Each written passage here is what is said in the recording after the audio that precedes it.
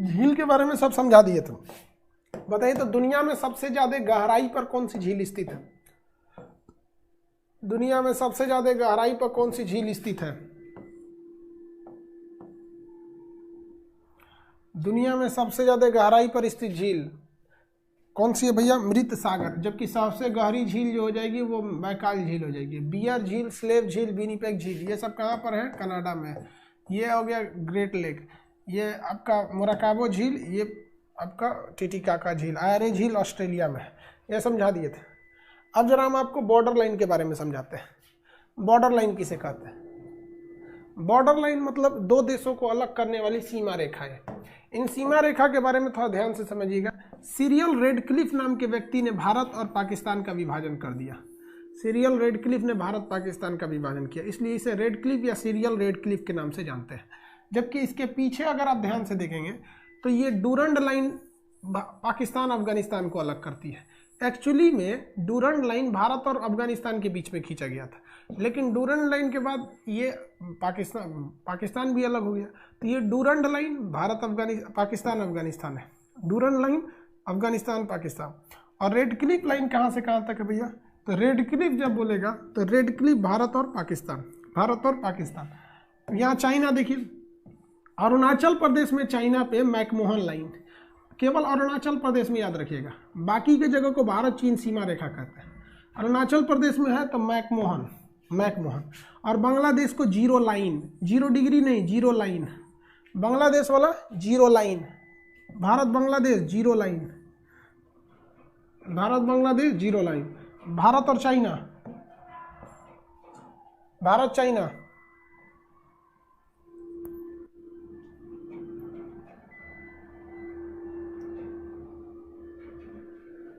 Bharat China McMahon, Bharat और China McMahon, Bharat China McMahon.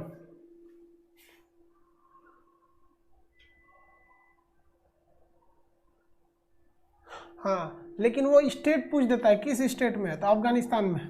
किस state में है? अफगानिस्तान में। किस स्टेट में? अफगानिस्तान में।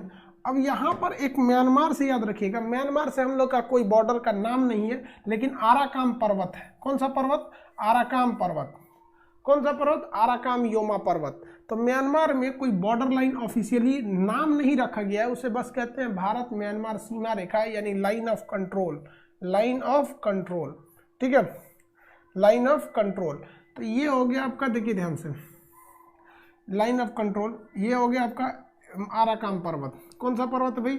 आराकाम पर्वत है। तो ये पर्वत का नाम आराकाम पर्वत, आराकाम पर्वत। तो ये म्यांमार से जीरो लाइन कहेगा, 0 डिग्री नहीं है, जीरो लाइन।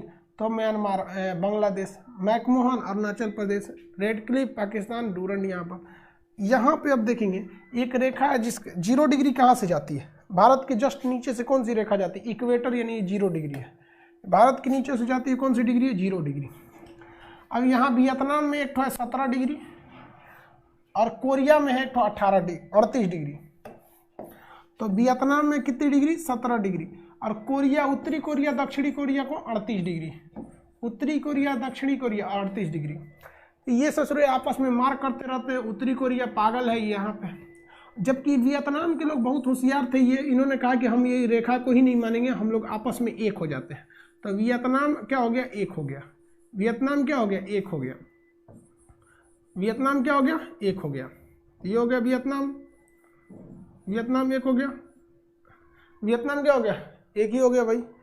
तो भाई जब ये वियतनाम हो गए एक, आगे बढ़ जाए तो 17 डिग्री रेखा क्या अभी एग्जिस्ट करती है? नहीं करती है। याद कैसे रखिएगा भैया? 0 डिग्री तो जस्ट नीचे से ही जा रहा है। 0 डिग्री के पहले पास आएगा 17, उसके बाद ना आएगा 38, वरना इसमें लोग कंफ्यूज हो जाते हैं। उत्तरी कोरिया पगला है, कहता है कि जब मन तब हम परमाणु बम मारेंगे। दक्षिणी कोरिया डेवलप है, बहुत ज़्यादा अमीर भी है।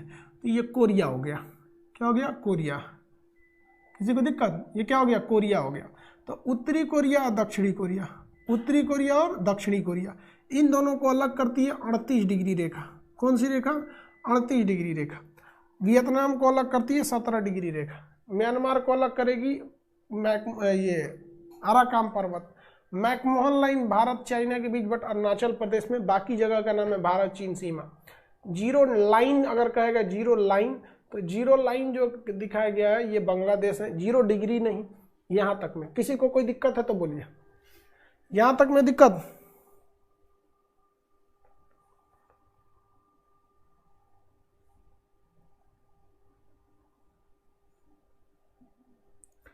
इंडोनेशिया हमारा पड़ोसी क्यों नहीं है? देखिए, पड़ोसी की जो तुलना की जाती है वो हम अपने मेन लैंड से करते हैं कि हमारे मुख्य भूमि से वो कहाँ है। इंडोनेशिया हमारा मेन लैंड नहीं है, वो हमारा लैंड है, बट मेन लैंड ये है। अरे भाई साहब, हम लोग जो बचपन में जब हम लोग क्लास 4-5 में पढ़ते थे तो हम लोग को जान के बड़ा ताज्जुब हुआ कि इसे चुराई हुई हम ही लोग का है। तो फिर हम लोग ये सोचने लगे कि हम लोग का हुआ कैसे यार ये। हाँ, तो ये हम लोग का मेन लैंड का हिस्सा नहीं है, ये मेन लैंड नहीं है। वहीं अगर देखेंगे मालदीव तो ये मेन लैंड से करीब है, श्रीलंका ये मेन लैंड से करीब है, इस वजह से उसको हम पड़ोसी राज्य में नहीं मानते हैं, पड़ोसी राज्य में नहीं मानेंगे। समझ में आ गया कि नहीं आ गया? अगर आप उसको पड़ोसी राज्य मानेंगे तब यहाँ ध्यान से देखिए, क्या आप इस मेडागास्कर को इस फ्रांस का पड़ोसी राज्य मानते हैं? क्या ये दोनों पड़ोसी हैं? नहीं है, ये पड़ोसी नहीं है। जबकि फ्रांस का केंद्र शासित प्रदेश रियूनियन द्वीप, जैसे हम लोग का अंडमान द्वीप है, वैसे रियूनियन द्वीप तो मेडागास्कर के करीब है। तो अगर आप उस तरह से मानिएगा तो मानिए। क्या आप अमेरिका को और भारत को पड़ोसी मानते हैं? नहीं मानेंगे, क्योंकि अमेरिका यहाँ है और भारत यहाँ है, तो इस पड़ोसी नहीं। जबकि डिगो गार्सिया पे तो अमेरिका ब्रिटेन यहाँ साथ रहते हैं। तो आप पड़ोसी आप किससे मानते हैं? मेन लैंड से माना जाता है। किससे माना जाता है? मेन लैंड से माना जाता है। आगे बढ़ते हैं, यहाँ तक में तो कोई दिक्कत नहीं है। 38 डिग्री वियतनाम को कंफ्यूजन नहीं होना है। देखिए 17 डिग्री वियतनाम को कंफ्यूज हो जाएंगे तो आप आंख बंद करके विषुवत रेखा दिखेगा, कहेगा भैया विषुवत रेखा के हुआ तो बहुत करीब है और ये तो विषुवत रेखा से दूर है, तो ये होगा 17, वो हो जाएगा 38। यूरोप में कुछ बॉर्डर लाइन आपसे पूछे जाएंगे, यूरोप के कुछ बॉर्डर लाइन पूछे जाएंगे, तो यूरोप वाले भी हम लोग देख लेते हैं। फिर हम लोग घास के मैदान देखेंगे, बहुत इंपॉर्टेंट। घास के मैदान देखिए ध्यान से, घास के मैदान पहले तो यही देख लेते हैं बॉर्डर लाइन। ये पहले यूरोप में भी ससुरा बड़ी ज़्यादा बॉर्डर लाइन था। यूरोप में सबसे ज़्यादा तबाही अगर किसी ने किया तो जर्मनी ने किया था। किसने किया था? ये जर्मनी ने किया था। जी फॉर जर्मनी, यही ससुरा खचरा था जर्मनी। जर्मनी के इधर है ये पोलैंड है, ये क्या है? पोलैंड है। जर्मनी के ऊपर में पोलैंड है और जर्मनी के नीचे में क्या है? फ्रांस है। जर्मनी के नीचे में फ्रांस है, जर्मनी के नीचे में फ्रांस है। तो अगर आप ध्यान से देखेंगे तो ये है गया जर्मनी, जी फॉर जर्मनी, और इसके ऊपर है पोलैंड। ऐसे तिरछा है पोलैंड, ऐसे तिरछा है ना पोलैंड, क्या है? पोलैंड तिरछा है। तो इसको हम लोग कहते हैं हिंडेनबर्ग। जैसे हम लिखते हैं 4 का वर्ग, तो 4 के ऊपर में 2 लिखते हैं वर्ग, वैसे ही ये जर्मनी का वर्ग की तरह दिख रहा है। तो जर्मनी का वर्ग, जैसे हम लिखते हैं कि 5 का वर्ग, 5 का वर्ग, तो उसी तरह ये जर्मनी का वर्ग है। तो इससे क्या याद रखेंगे? हिंडेनबर्ग। जर्मनी और पोलैंड के बीच में कौन सा है? हिंडेनबर्ग। हिंडेनबर्ग। जर्मनी और पोलैंड के बीच में कौन सा है? हिंडेनबर्ग। कौन सा है? हिंडेनबर्ग। कौन सा भैया? हिंडेनबर्ग है। जर्मनी और पोलैंड के बीच में हिंडेनबर्ग, याद रहेगा। एक और नाम है इसका, ओडरनीसे। ओडरनीसे, ओडरनीसे। तो जर्मनी और पोलैंड के बीच में हिंडेनबर्ग और ओडरनीसे, हिंडेनबर्ग और ओडरनीसे, याद रहेंगे। हिंडेनबर्ग और ओडरनीसे, हिंडेनबर्ग और ओडरनीसे। किसी को माइक से प्रॉब्लम हो रहा है क्या? माइक ठीक नहीं है क्या? ये माइक ठीक नहीं है?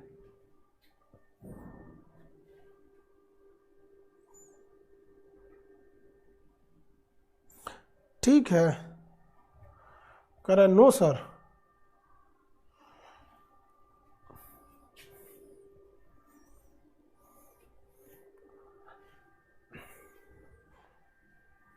वो वाला माइक लाए थे, उसका नया मंगाए, ऑनलाइन ऑर्डर करते पगाहा बराबर दे दिया, 22 बराबर, उसको छोटा मंगाए हैं। ठीक है, अब इसको 1-2 दिन में चेंज कर देंगे, मंडे को इसको चेंज कर देंगे। चलिए ध्यान देते आगे, ये तो समझ में आ गया। अब आप ध्यान देखिए, जर्मनी के नीचे में है फ्रांस, ये तो आपको ही पता है। जर्मनी के नीचे में है फ्रांस। अब मछली नीचे ही रहती है, पानी के नीचे रहती है मछली, तो मछली कहाँ रहती है? नीचे रहती है। तो जर्मनी और फ्रांस में क्या कहता है? ये कहता है कि हम मैगी नहीं खाएंगे, फिश खाएंगे। मैगी नॉट, माने मैगी नहीं खाएंगे, फिश खाएगा। मैगी नॉट, फिश फ्राई करके खाएगा, मछली फ्राई करके खाएगा। तो कैसे याद रखेंगे? मैगी नॉट, मैगी नहीं खाएगा, Maginot fish fry, fish को क्या करके खाएगा? फ्राई करके खाएगा। तो Maggi not fish fry, Maggi नहीं खाएगा, फिश फ्राई करके खाएगा। तो इसे याद रखेंगे मैगी नॉट। अब फिश फ्राइड से याद रखेंगे सिग फ्राइड, सिग फ्राइट, सिग फ्राइट, सिग फ्राइट। तो ये जर्मनी और फ्रांस के बीच में हो जाएगा। Maginot Siegfried, Maginot Siegfried, क्योंकि मछली नीचे में है, फिश खाएगा। Maginot fish fry, fish fry से याद रखेंगे सिग फ्राइड। और ऊपर में हिंडनबर्ग ओडरनिस है, हिंडनबर्ग ओडरनिस है। कैसे याद रखेंगे? बर्ग ऊपर होता है, हिंडनबर्ग, और ऑर्डर ऊपर का ही आदमी ने ऑर्डर देता है कि नीचे का आदमी ऑर्डर देगा। ऑर्डर ओडरनिस है, याद हो गया? ये यूरोप वाले, किसी को कोई दिक्कत नहीं है? कौन कहता है बफरिंग हो रहा है? बफरिंग किसका हो रहा है?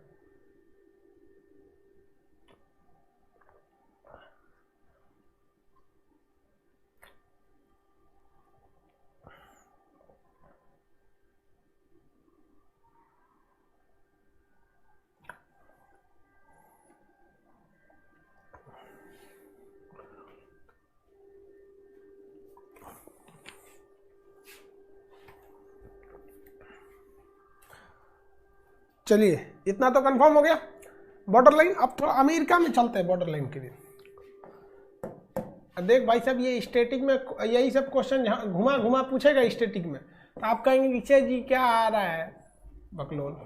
देखो अब चलो हम देखते हैं, मैक्सिको बॉर्डर सबसे ज़्यादा विवादित रहता है। मैक्सिको के लोग गरीबी के चक्कर में कहाँ भाग जाते हैं? अमेरिका में। तो ये अमेरिका मैक्सिको बॉर्डर, इसका कोई नाम नहीं है लेकिन बड़ी फेमस है, अमेरिका मैक्सिको बॉर्डर। यहाँ डोनाल्ड ट्रंप को दीवार चलवा दिया, कह रहे कि हम दीवार चला देंगे, कोनो नहीं आएगा। लेकिन मैक्सिको वाला खचरा दीवालवा भाग जाता है ऐसा। यूएस मैक्सिको वाल,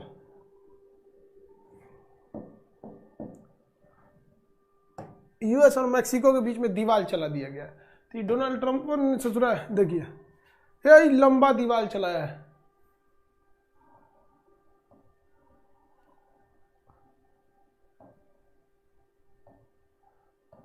जो दीवालवा दिख जा, देखिए दिख जा भाई दीवार। वहां भारत और पाकिस्तान की तरह मारधार नहीं होता है, वो लोग सभ्य लोग हैं। यार ससुरा पाकिस्तान को कश्मीर चाहिए, बांग्लादेश चल गया लेकिन कश्मीर चाहिए। एक को बार नहीं कहता है बांग्लादेश वापस चाहिए।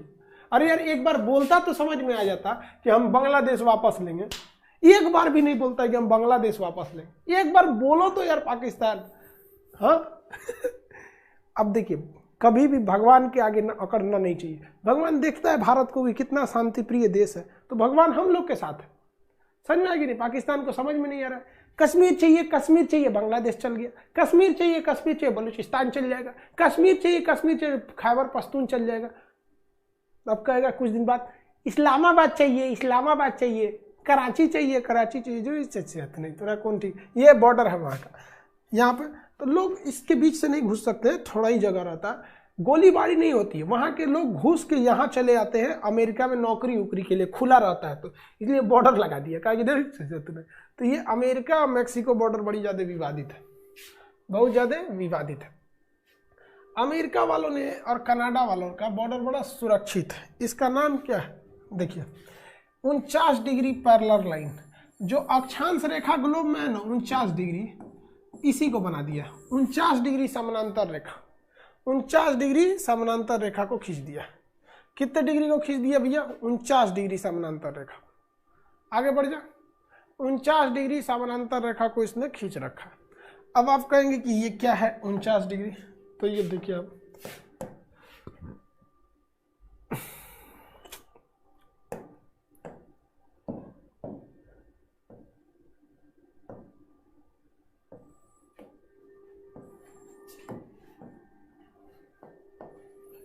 ये 49 डिग्री है। देखिए ये 0 डिग्री है कि नहीं? बेहतरीन है, ये दुनिया में कोई बदल नहीं सकता, ये तो पूरी दुनिया के लिए सत्य है। तो इसी तरह इन्होंने जीरो, ऊपर वाला 90 डिग्री हो जाता है, तो ये 49 डिग्री है। 49 डिग्री समानांतर रेखा, एक नंबर का में खत्म कर दिया। 49 डिग्री समानांतर रेखा ये क्या कर देता है, कनाडा और अमेरिका को अलग कर देता है।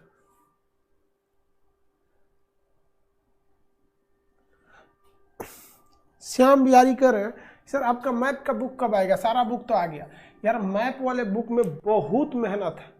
कितना मेहनत है? बहुत मेहनत है मैथ के किताब में, इतना कि जितना आप सोच नहीं सकते। तो ये 49 डिग्री है। कितने डिग्री है भैया? 49 डिग्री। मैं ये समझ में आ गया कि नहीं? कनाडा और इसके बीच में कितना डिग्री है? 49 डिग्री। 49 डिग्री रेखा। अब आपसे कह देगा कि अलास्का और कनाडा के बॉर्डर का नाम कितना डिग्री है?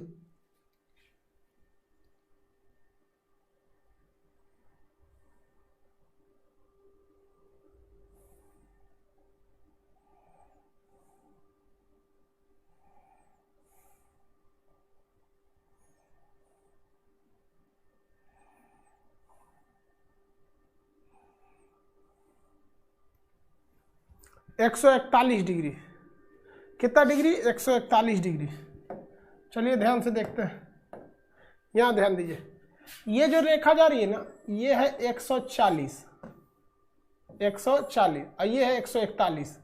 तो ये 141 डिग्री ये पैरेलल, ये इस रेखा को अलग रेखा कहते हैं। इस रेखा को हम लोग कहते हैं देशांतर रेखा।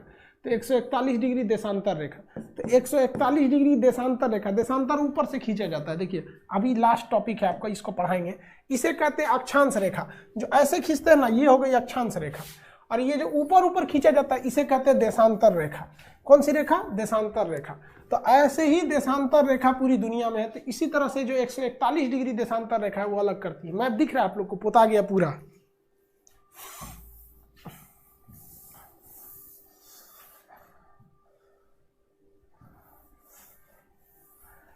बॉर्डर लाइन खत्म हो गए। अब हम आपसे सवाल पूछते हैं, आप आंसर दीजिए फटाफट। सेकंडों में आंसर आना चाहिए हमको। इस रेखा का नाम बताइए। 1 नंबर का नाम, ये 2 नंबर, ये 3 नंबर का नाम, इस 4 नंबर का नाम।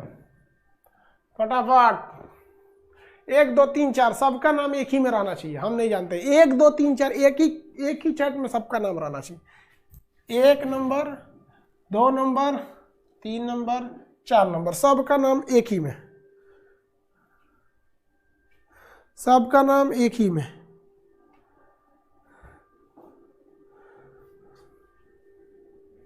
सबका नाम एक ही में। चलिए ये समझ में आ गया। ये आपका कौन सी रेखा? 149 डिग्री, ये 141, ये केवल 49 डिग्री, 141 डिग्री। 38 17 मटेरियल में भर लेंगे आप लोग। मटेरियल में आप लोग क्या कर लेंगे? भर लेंगे। किसी को दिक्कत? नक्शा भर लेंगे ना? अब घास के मैदान पढ़ा दे।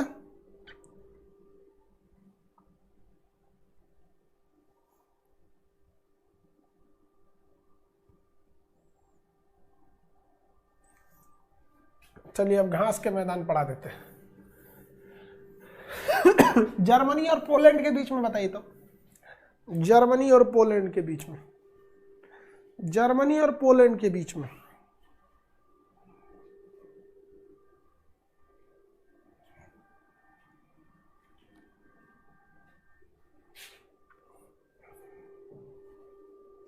Hindenburg Oder Neisse, Germany France Maginot Siegfried. चलो बबुआ देखिए यहाँ ध्यान से। हम इस रेखा को कहते हैं इक्वेटर, इक्वेटर, विषुवत रेखा। इस रेखा को क्या कहते हैं? विषुवत रेखा यानी इक्वेटर कहते हैं। और 23.5 डिग्री ऊपर वाले को क्या कहते हैं? 23.5 डिग्री ऊपर वाले को 23.5 ये, इसे कहते हैं कर्क रेखा, ट्रॉपिक ऑफ कैंसर, कर्क रेखा। और 23.5 डिग्री नीचे वाले को क्या कहते हैं? मकर रेखा, ट्रॉपिक ऑफ कैप्रिकॉर्न। अभी हम लोग जस्ट यहीं पे थे 23 तारीख को। अब हम लोग धीरे धीरे सूरज ऊपर आ रहा है भारत की ओर। अब धीरे धीरे भारत की ओर क्या आ रहा है? सूरज आ रहा है, इसलिए अब धीरे धीरे गर्मी पड़ेगी। धीरे धीरे सूरज जो होता है ना, वो 23 तारीख को कहाँ चला जाता है? मकर रेखा पे चला जाता है। अब 23 को ये ससुरा कहाँ था, मकर रेखा पे। अब धीरे धीरे धीरे धीरे धीरे क्या आ रहा है, ऊपर आ रहा है, धीरे धीरे धीरे धीरे धीरे 22 मार्च को ये चला जाएगा विषुवत रेखा पे। दिन रात बराबर हो जाएगा, ना ससुरा गर्मी लगेगा ना ठंडा लगेगा। और यह जून को उठ के चल आएगा भारत के खोपड़िया पर, इसलिए 23 जून को कड़कड़ा के गर्मी लगेगा, भयानक गर्मी। फिर ये लौटना चालू करेगा, इसे सितंबर के महीना में ये यहाँ आ जाएगा। जब ये बीच में रहता है तो बीच वाला चीज़ हो जाता है, ना दिन बड़ा ना रात बड़ा, ना गर्मी ना ठंडी, एकदम बीच वाला ही सिस्टम हो जाता है। फिर ये ससुरा दिसंबर में चल जाएगा नीचे, हमारे और हो जाता है ठंडा। दिसंबर के बाद फिर ये चालू होता है, जनवरी फरवरी मार्च में पहुँचता है यहाँ पर, ना गर्मी ना ठंडी, ना दिन बड़ा ना रात बड़ा। फिर मार्च का अप्रैल मई जून कड़कड़ा के गर्मी एकदम भयानक, जुलाई अगस्त सितंबर बराबर। समझ रहे ना, इसको भागो, तुम्हारा कोई काम नहीं है, सूरज को भगा दिए। चलिए, तो विषुवत रेखा आप लोग को समझे। बीच वाला एरिया गर्म रहता है, इसलिए इसे कहते हैं उष्ण कटिबंध। इसके ऊपर वाला ठंडा, इसलिए इसे कहते हैं शीतोष्ण, और नीचे वाला भी शीतोष्ण। तो शीतोष्ण घास अच्छे होते हैं, शीतोष्ण घास अच्छे होते हैं, क्योंकि जहाँ जहाँ शीतोष्ण घास होता है, यानी ऊपर वाले इस दोनों के इधर शीतोष्ण, ऊपर में या इसके नीचे अच्छे होते हैं, क्योंकि वहाँ गेहूं की खेती अच्छी हो जाती है। बीच वाले घास अच्छे नहीं होते। शीतोष्ण घास में आता है प्रेयरी, और नीचे में आता है आपका अर्जेंटीना में कौन सा आता है, पंपास। दोनों का नाम प से, प्रेयरी पंपास, प्रेयरी और पंपास, पंपास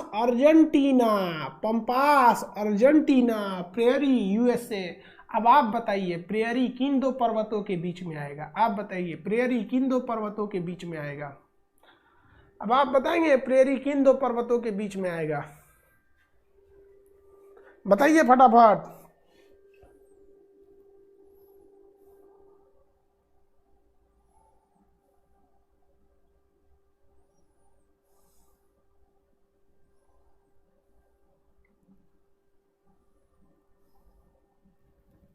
हाँ, प्रेयरी आएगा आपका रॉकी और अलास्का के बीच में,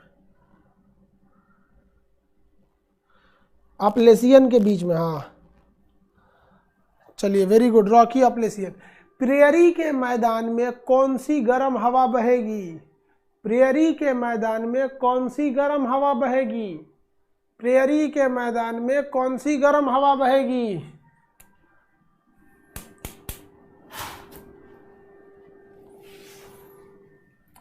प्रेयरी के मैदान में कौन सी गर्म हवा बहेगी। Chinook, very good, Chinook. Prairie के मैदान को गेहूं का उत्पादन अच्छा होगा कि नहीं होगा, होगा। तो गेहूं के लिए प्रेयरी के मैदान यानी कनाडा और अमेरिका दोनों में फैला है। यहाँ कौन सा ऐसा जगह है जो गेहूं की सबसे बड़ी मंडी है, गेहूं की सबसे बड़ी मंडी है। तो इसमें आप कहेंगे कनाडा का विनीपेग, सबसे ज्यादा गेहूं की मंडी कनाडा का विनीपेग। हवा का नाम चिनूक, हिमभक्षी या क्या कहते हैं, बर्फ को खा जाने वाली हवा। और ये क्या हो जाएगा, पंपास। उसी तरह दक्षिण अफ्रीका में हो जाएगा वेल्ड,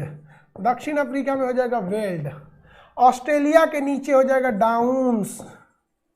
डाउन्स, यहाँ पे हो जाएगा कैंटरबरी, यहाँ हो जाएगा कैंटरबरी।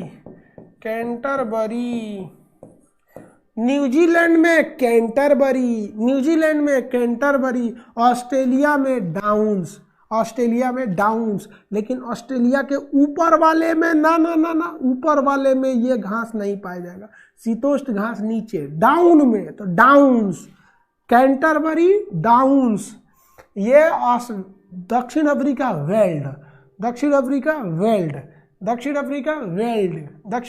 वेल्ड। क्या करना है, वेल्ड। पंपास प्रेयरी,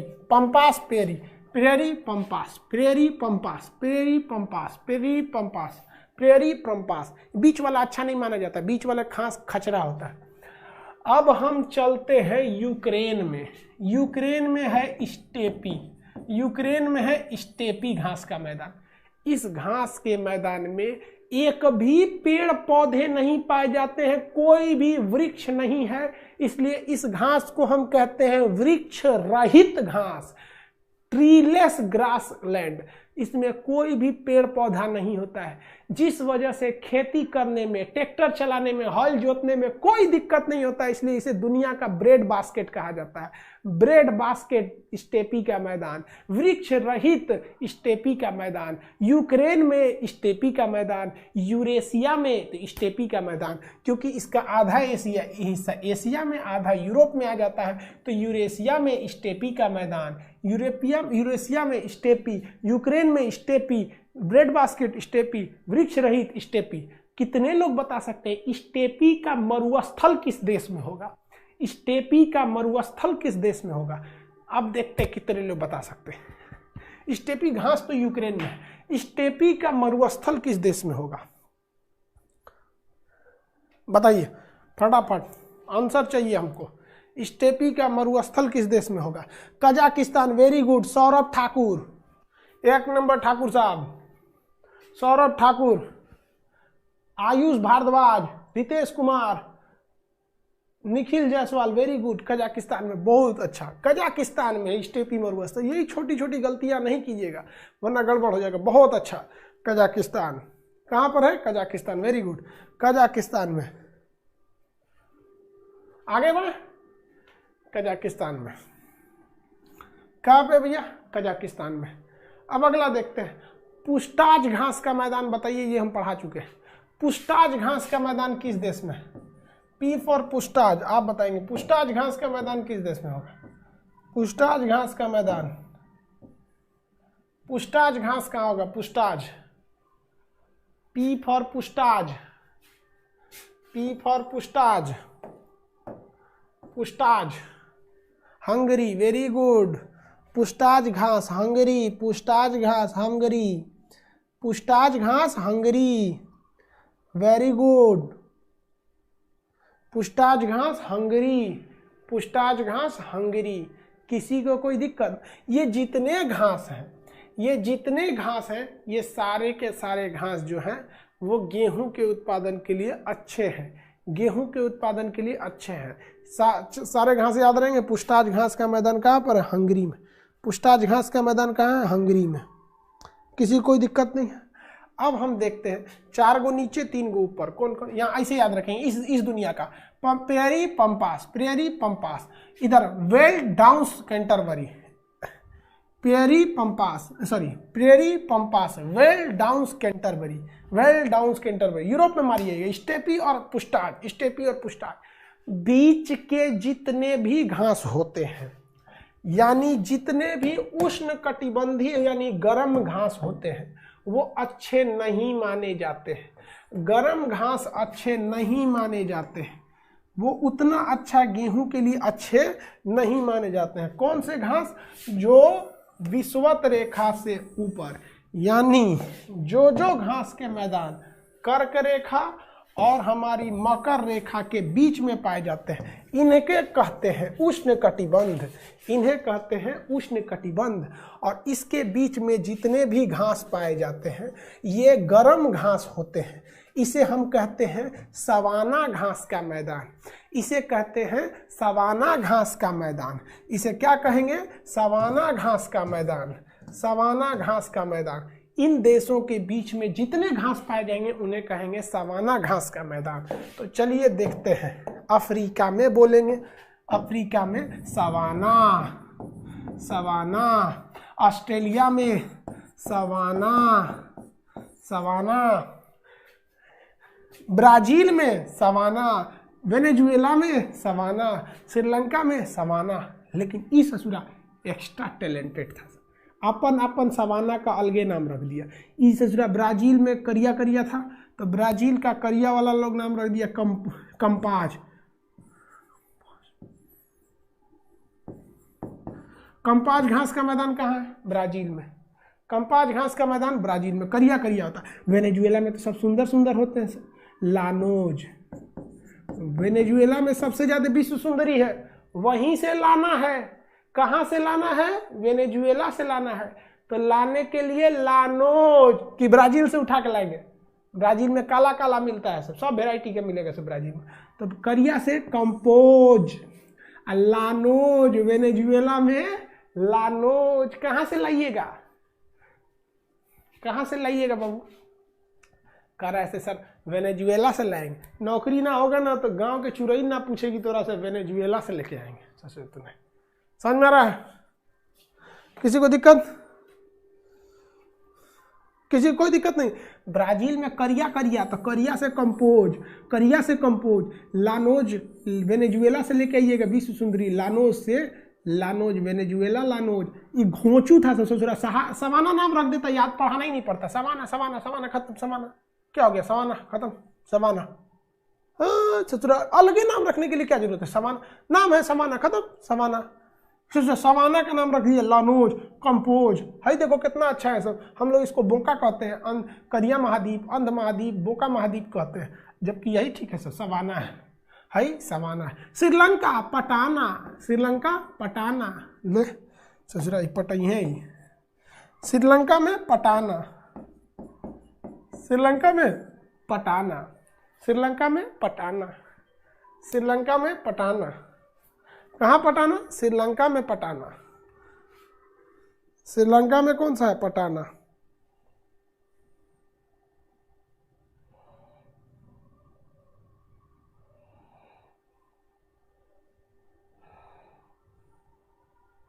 श्रीलंका में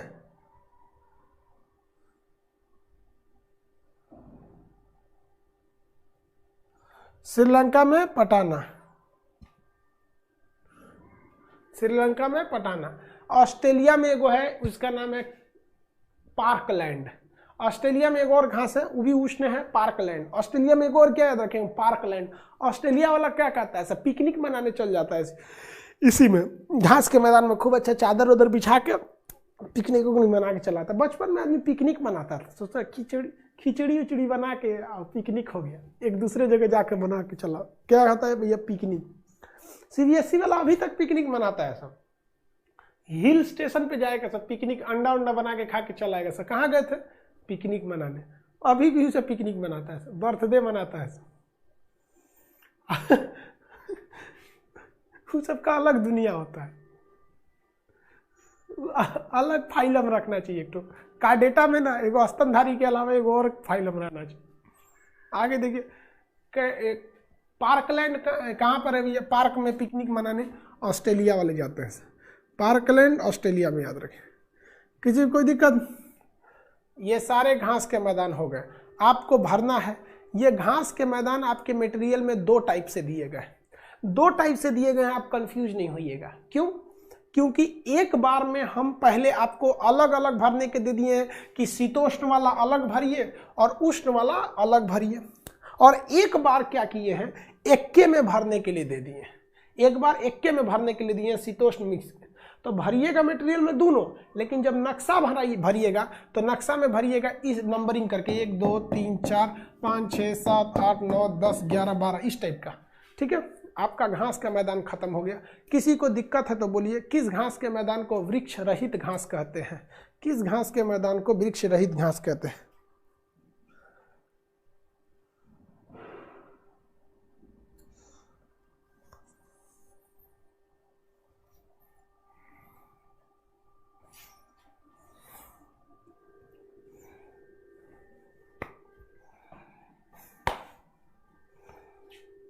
स्टेपी। किसे? स्टेपी।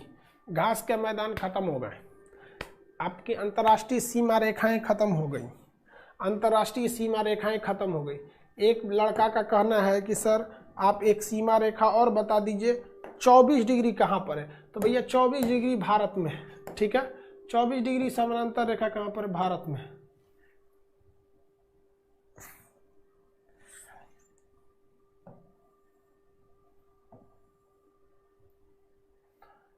डिलीट कैसे होता है जी सब? ये फाइलवा डिलीट कैसे होता है? ऑथो डिलीट, हमको क्या करना है? भारत का नक्शा मिल जाए यार।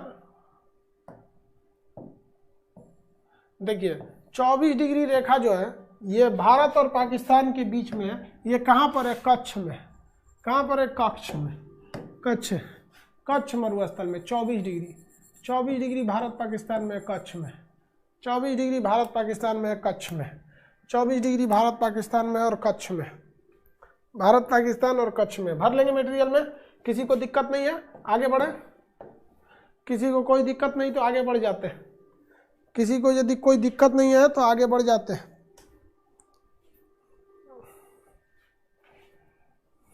कोई दिक्कत नहीं है?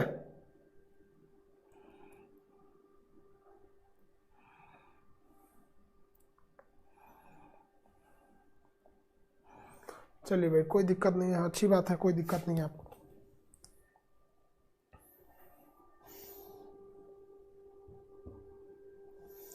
अब हम लोग मरुस्थल को देखते हैं। मरुस्थल, मरुस्थल उसे कहा जाता है, मरुस्थल किसे कहा जाता है?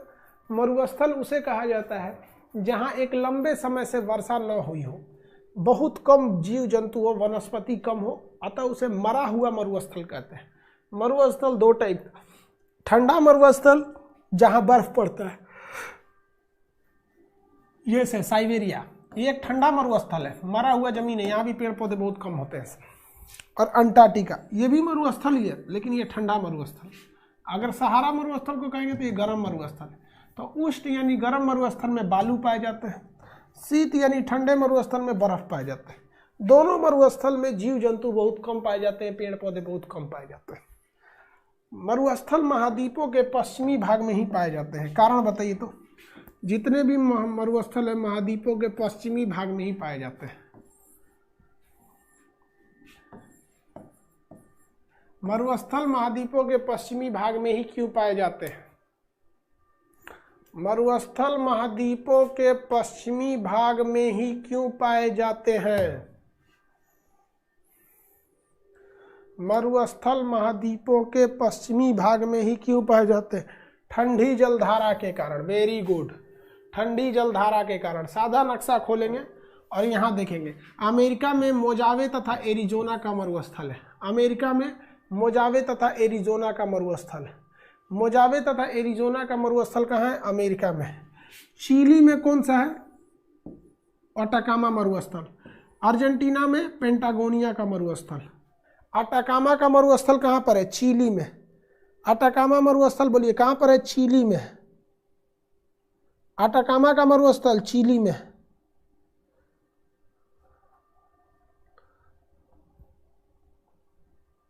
कहाँ पे भैया? चिली में।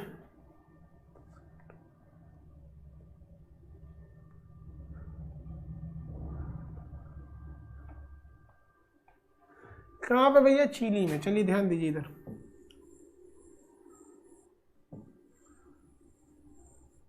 ये कौन सा मरुस्थल है भाई?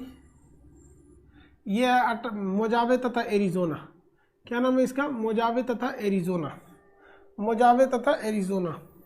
ये कौन सा है? अटाकामा का मरुस्थल। ये पेंटागोनिया का मरुस्थल। कौन सा मरुस्थल है भाई? पेंटागोनिया का मरुस्थल। पेंटागोनिया का मरुस्थल। ये भैया पूरा सहारा मरुस्थल 11 देशों में फैला हुआ है, सहारा मरुस्थल। और नीचे कालाहारी मरुस्थल कहाँ है? बोत्सवाना में। कालाहारी मरुस्थल बोत्सवाना में। सहारा मरुस्थल अफ्रीका महाद्वीप के उत्तरी भाग में है, उत्तर तथा पश्चिमी दोनों भाग में, उत्तर पश्चिमी भाग में। किस में है?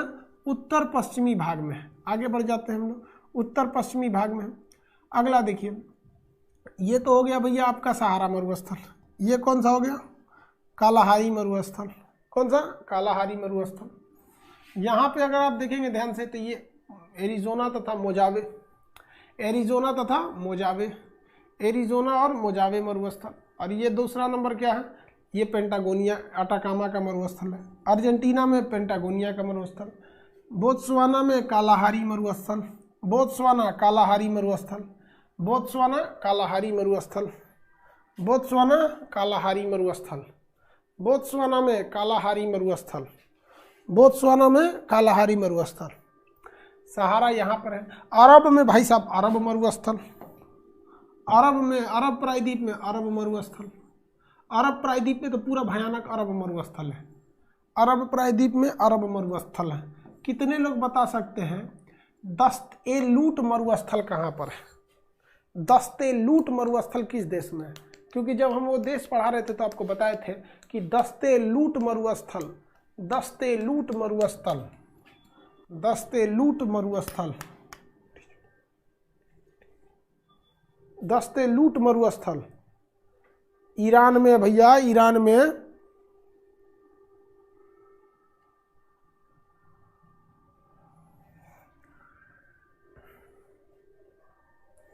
दस्त-ए-लूट मरुस्थल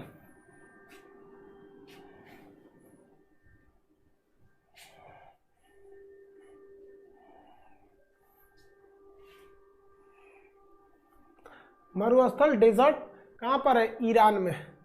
दस्त-ए-लूट मरुस्थल ईरान में। वो ईरान जब पढ़ा रहे थे तो वहां बताया भारत और पाकिस्तान के बीच में कौन सा मरुस्थल है? थार। भारत और पाकिस्तान के बीच में कौन सा है? थार। थार मरुस्थल को पाकिस्तान में क्या कहते हैं? थार मरुस्थल को पाकिस्तान में क्या कहते हैं? थार मरुस्थल को पाकिस्तान में क्या कहते हैं?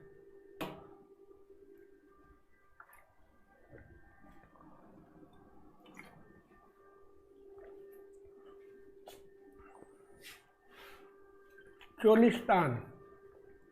क्या कहेंगे? चोलिस्तान। थार मरुस्थल को पाकिस्तान में क्या कहते हैं? चोलिस्तान कहते हैं। है या टकला मकान चाइना में है? चोलिस्तान। टकला मकान चाइना में है और गोबी का मरुस्थल भी चाइना में है। टकला मकान और गोबी चाइना में है। टकला मकान चाइना का जो तुर्किस्तान एरिया है जिसको हम सिंजियांग कहते हैं, जहाँ पे यूगर मुस्लिम रहते हैं, वो एरिया क्या है भैया चाइना का? वो एरिया चाइना का है आपका टकला मकान। और चाइना का ये वाला जो एरिया है इसे कहते हैं गोबी मरुस्थल। कौन सा मरुस्थल? गोबी मरुस्थल। कौन मरुस्थल? गोबी मरुस्थल। कौन सा मरुस्थल भैया? गोबी मरुस्थल। टकला मकान और गोबी मरुस्थल। आगे बढ़ जाए। टकला मकान और गोबी मरुस्थल, टकला मकान और गोबी मरुस्थल पूरी तरह से चाइना में है तो टकला मकान, लेकिन चाइना और मंगोलिया दोनों में शेयरिंग है तो वो हो जाएगा गोबी मरुस्थल। याद रखिए, गोबी मरुस्थल एशिया का सबसे बड़ा मरुस्थल है, लेकिन यहाँ ठंड पड़ता है तो इसे हम लोग शीत मरुस्थल कहते हैं, क्योंकि साइबेरिया की ठंडी हवाएं चली जाती हैं यहाँ पे। साइबेरिया की ठंडी हवाएं यहाँ चली जाती हैं सब गोबी मरुस्थल में।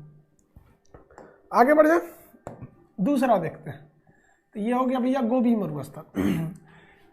इसके नीचे देखेंगे साउथ एशिया में, तो साउथ एशिया में आपका है सबसे बड़ा थार मरुस्थल। साउथ एशिया यानी दक्षिण एशिया में सबसे बड़ा है थार, एशिया में सबसे बड़ा है गोबी। लेकिन इस गोबी की दो विशेषता, ये शीत मरुस्थल है, दूसरा मंगोलिया और चाइना के बॉर्डर पर। दुनिया में सबसे ज्यादा शुष्क यानी बारिश नाम का, देखिए शुष्क और गर्म में अंतर होता है। सबसे गर्म मरुस्थल अगर कहेगा तो सहारा मरुस्थल हो जाएगा, क्योंकि इसी मरुस्थल का एक हिस्सा है जिसका नाम अल्जीरिया सबसे गर्म है। सबसे गर्म सहारा। सबसे शुष्क मतलब वहां ससुरा पानी का नामो निशान ही नहीं है, थूका हुआ भी पानी नहीं है, तो वो है आपका कौन सा? अटाकामा का मरुस्थल। अटाकामा का मरुस्थल सबसे सूखा मरुस्थल, अटाकामा का मरुस्थल। सबसे सूखा मरुस्थल अटाकामा का मरुस्थल। सबसे सूखा मरुस्थल अटाकामा का मरुस्थल। सबसे गर्म मरुस्थल सहारा मरुस्थल। सबसे ज्यादा पानी किस मरुस्थल में? थार मरुस्थल में। इस वजह से सबसे ज्यादा आदमी कहाँ रहते हैं? सर्वाधिक आबादी थार मरुस्थल। कोई भी आबादी नहीं अटाकामा मरुस्थल, सूचना पानी नहीं है। यहाँ पे तो इंदिरा गांधी नहर है, पानी है। शुष्क मरुस्थल में ये आपका चीन का गोबी, एशिया का सबसे बड़ा गोबी, दुनिया का सबसे बड़ा अटाकामा, सॉरी सहारा। 7 GB याद है कि नहीं है? 7 GB, 7 GB। Sandy Gibson Victoria, Sandy Gibson Victoria, Sandy Gibson Victoria, Sandy Gibson Victoria, Sandy Gibson Victoria. 7 GB Sandy Gibson Victoria. 7 GB में सैंडी गिब्सन और विक्टोरिया। 7 GB में क्या याद रखेंगे? Sandy Gibson Victoria, Sandy Gibson और Victoria. किसी को कोई दिक्कत?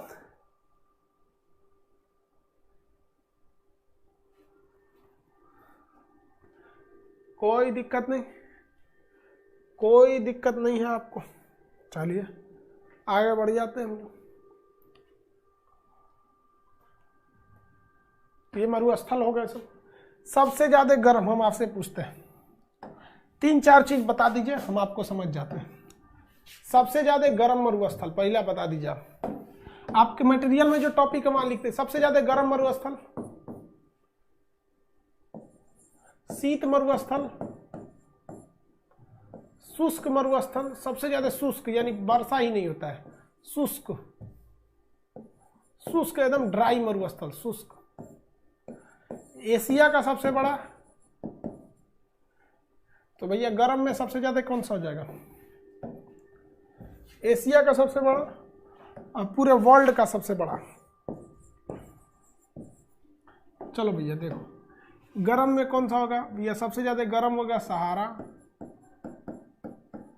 शीत में कौन सा हो जाएगा? शीत मरुस्थल किसे कहते हैं? गोबी। शुष्क में कौन सा होगा? अटाकामा। एशिया का सबसे बड़ा हो जाएगा गोबी। साउथ एशिया का सबसे बड़ा कौन सा होगा? साउथ एशिया का सबसे बड़ा हो जाएगा थार। सबसे ज्यादा आबादी,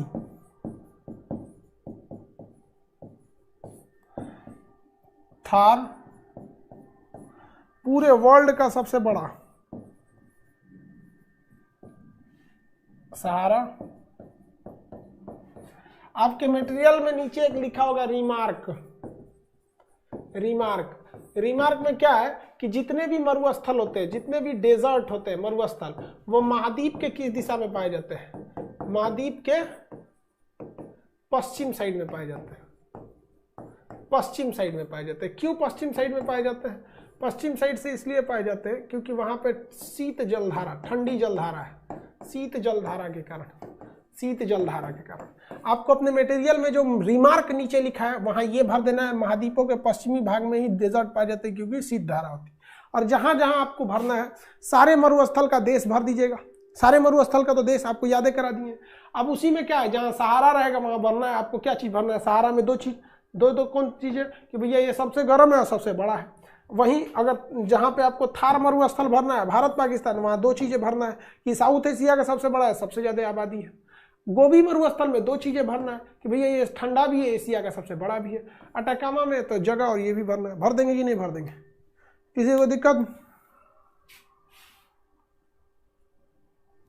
अरे छोटा में नहीं होगा यार, अटाकामा छोटा है, इन सब में तो छोटा ही है। कौन सा ऐसा महाद्वीप है जहां एक भी मरुस्थल नहीं है? यूरोप महाद्वीप में एक भी मरुस्थल नहीं है। यूरोप महाद्वीप में एक भी मरुस्थल नहीं है। यूरोप महाद्वीप में एक भी मरुस्थल नहीं है। यूरोप महाद्वीप में एक भी मरुस्थल नहीं है। हो गया? यूरोप महाद्वीप में एक भी मरुस्थल नहीं है। क्या क्या देखे आप लोग?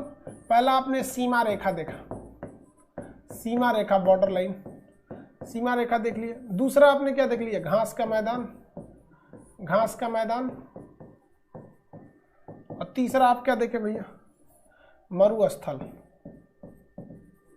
विश्व के मरुस्थल। ये तीनों चीजें हो गई, याद रखिएगा, इंपॉर्टेंट होता है, क्वेश्चन पूछे जाते हैं, हर एग्जाम में पूछे जाते हैं, रीजन वगैरह सब बता दें। ठीक है, किसी को कोई दिक्कत नहीं। आगे बढ़े, आज के लिए इतना ही। सूचना भाई साहब देखिए, जियोग्राफी क्लास ससुरा एक करनी सीवी गड़बड़ है। जियोग्राफी क्लास आज नहीं हो पाएगा, कल फाइनली होगा, कल से। रीजन है कि भाई साहब एप्लीकेशन को बहुत ज़्यादा मेंटेनेंस की ज़रूरत है। 2 से 3 घंटा, मतलब सपोज कीजिए कि मैक्सिमम टाइमिंग है 3 घंटा। 3 घंटा इस पर लाइव देंगे तो क्रैश होने का डर है। इसलिए भैया या तो ज्योग्राफी की क्लास आधा घंटा लेंगे और नहीं तो भैया उसको करेंगे। तो इसलिए आज भर इसको रहने ही देते हैं। आप लोग इसी बैच के हैं, सूचना दे ही देते हैं आप लोग को। ज़्यादातर आप में ज्योग्राफी बैच के होंगे। मेंटेनेंस वर्क जानते हैं क्या हुआ? हमसे गलती यही हो गया, हम तो ज्योग्राफी क्लास तो पहले ही बोले थे, यूट्यूब पे बोल दिए हैं कि अलाउंस कर दिए हैं जो हिस्ट्री के क्लास के लिए, तो कुछ आ गया है, डाउनलोड कर लिया है। एडमिशन अभी किसी का नहीं है, एडमिशन पहले आप ही को बताएंगे। और कल इसको एकदम 100% मेंटेनेंस कर देंगे, फिर आपको इसमें कोई दिक्कत नहीं आएगी। क्योंकि इसमें मतलब आज छोड़ देंगे तो क्रैश कर जाएगा। क्रैश किया तो सोच रहा 10 दिन का छुट्टी हो जाएगा सब क्लास का, इसलिए गड़बड़ है। सोचो इसका नसीबे ठीक नहीं है ज्योग्राफी वाले का।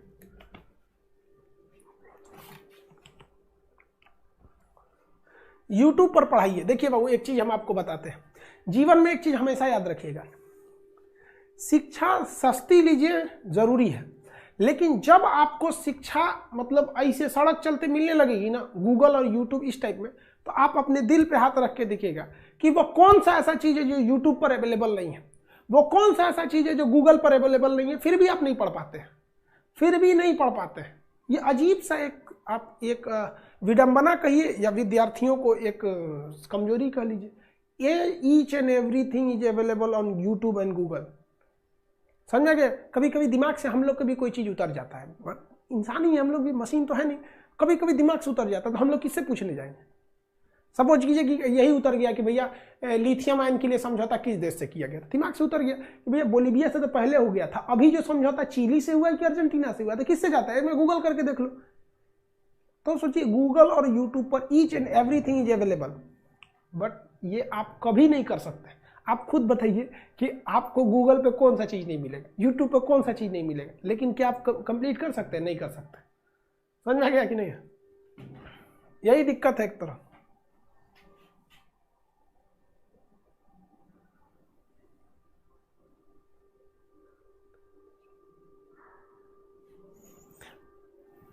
हाँ, स्टैटिक जीके का क्लास होगा, स्टैटिक जीके वाला क्लास आज होगा, उसमें कोई वो जैसे चलेगा एज इट इज वो चलेगा, स्टैटिक में कोई दिक्कत नहीं है, वो अपने टाइम पे चलेगा, ठीक है। अभी ज्योग्राफी का क्लास अभी नहीं होगा, आप अपने इन्फॉर्मेशन दे देंगे, वरना हम तो नोटिफिकेशन डाल देते हैं।